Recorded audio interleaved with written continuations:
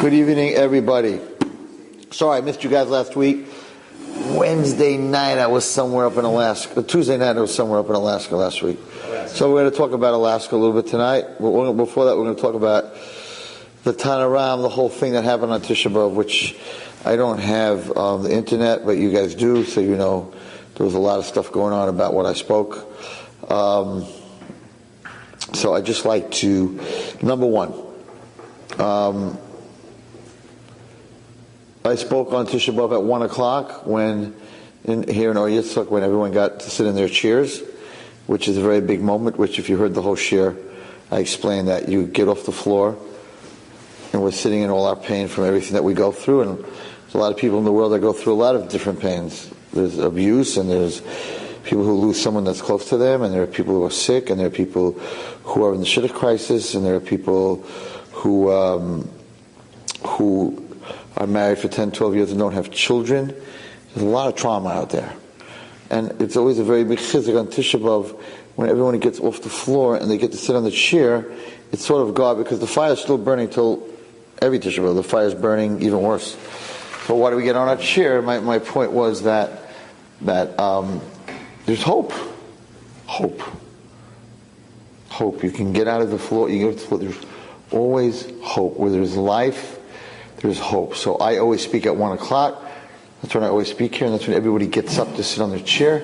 And to me, when I see all the people that a whole morning were sitting together on the floor, and all of a sudden everybody's putting their towels and tefillin on the table, and they're getting back in their chairs, and no one's on the floor. Nobody's on the floor anymore. As the speaker looking at the crowd, it's like, wow, there's always hope. There's always hope to get up. And that was really the point that I wanted to make. That was really the whole point. As you know, there was a 3-minute clip, which I want to explain to the boy who did this 3-minute clip. I hope you're watching this. He sent me a long email. He actually did not put up the clip to cause a commotion, but he was in the crowd, and he had so much chizuk from it. He had gone through stuff in his life, and he felt like, I can get up and we can do this. There's hope. And he put the 3-minute, 23-second clip up because he wanted everyone to see that. Not negatively. He wasn't putting it up to go against me or anything like that. He put it up because he believed that if he puts up only 3 minutes, people will watch it. I guess 56 minutes, I don't know YouTube, but you're not going to watch 56 minutes on YouTube.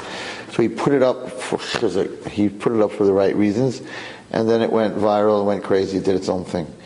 And so to all the people that are out there that were hurt by what I said, by what they understood that I said, I 100% apologize. I have never hurt another Jew in my life.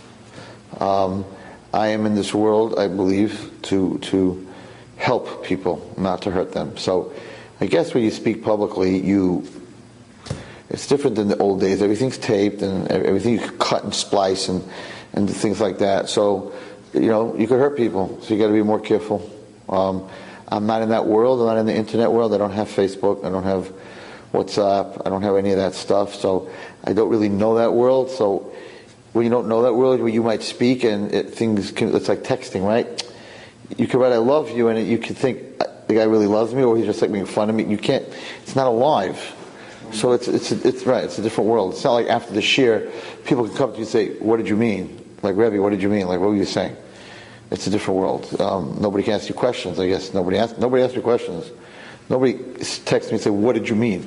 Like, I know what you do. Like, what do you mean? Nobody did that. People just went off and they didn't even ask, And some of the people were like, you judged us, you're judging us, and like, how do you have a right to judge us? And I'm like,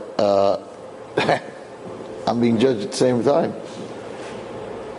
Because if you really want to know what I meant, and it could be it came out wrong, and I'm not saying it didn't. I apologize. But Lev Shalom, what does that mean? With a full heart. I've never hurt a person in my life. I definitely don't want to hurt anyone who's hurting.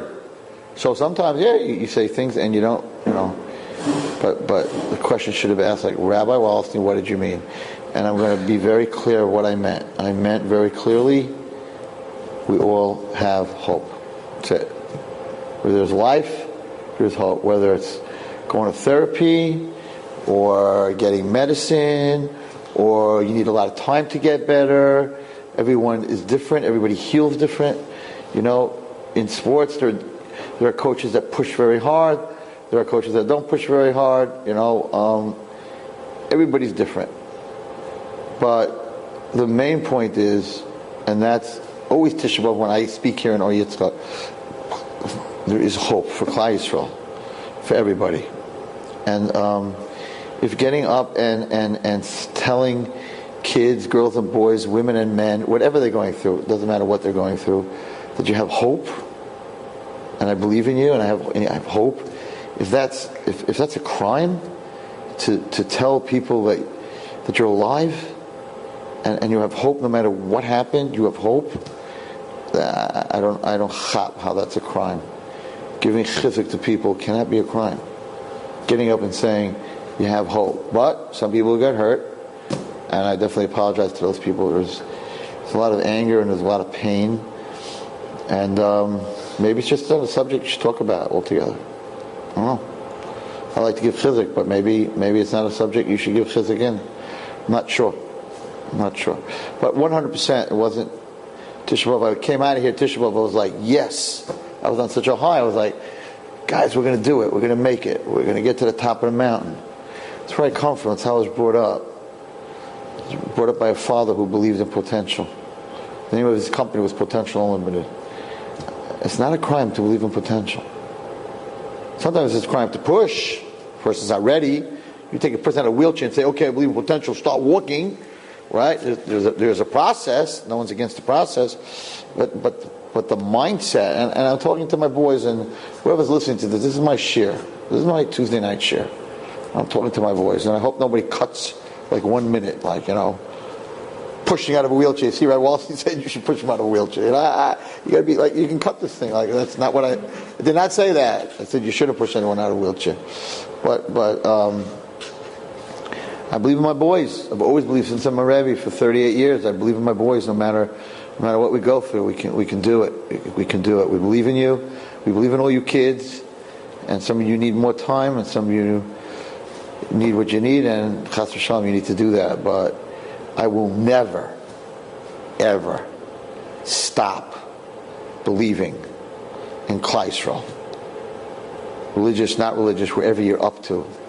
I don't judge anyone. But I will never stop believing in this nation, in Klal Yisrael.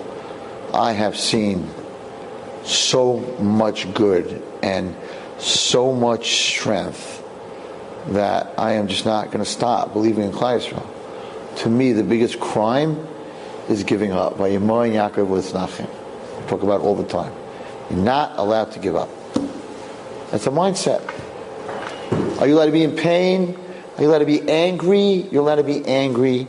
You're allowed to be in pain. You're allowed to be removed. And you're allowed to give up. You're allowed to give up. But I'm not going to stand up here and tell you to give up. I'm going to tell you to stay in the game.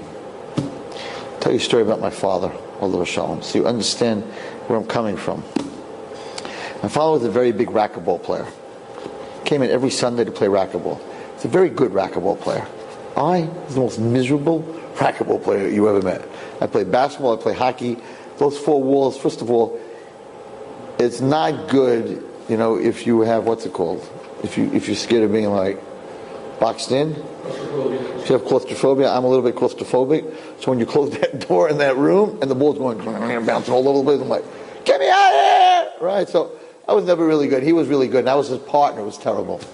Because I killed his game. If he wanted to play 2-on-2, I didn't want to play. I said, Dad, I'll go to the other court, play basketball. We used to go playing. He's like, no, you have to play with your father.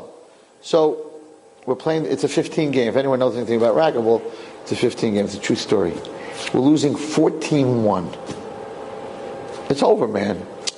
I'm not stupid. 14-1. You're going to make one mistake. You're not winning this game. And I said, Dad, let's not exert any more energy here. This game, let's put this game away, forfeit, tell him, okay, let's start the next game. I promise the next game I'm going to play better. Promise. Okay, my father says, is it 15-1 or 14-1? I'm like, it's 14-1. He says, Zechariah, the game is not over till it's 15. Right now, the game is not over. You play as hard as you can. I'm like, we're going to kill ourselves for like a half an hour. Maybe we'll score four, and then we're going to lose. So let's use those. Right? I said, if you walk off this court, just keep walking. We are not, we don't forfeit. Okay, yeah, I'm going to argue with my father. I'm not going to argue with my father. So we play. And we're hitting this ball, that ball, and it's 14-8. And I'm beginning to believe the miracle. And they win 15-8. And I remember going outside to get a towel. My father, we both walked out to get a drink between the games. And I said, Ta, I told you, we could have used all that energy in the next game. I want to tell you what my father said to you. Don't ever forget this, guys. He said, think for a moment.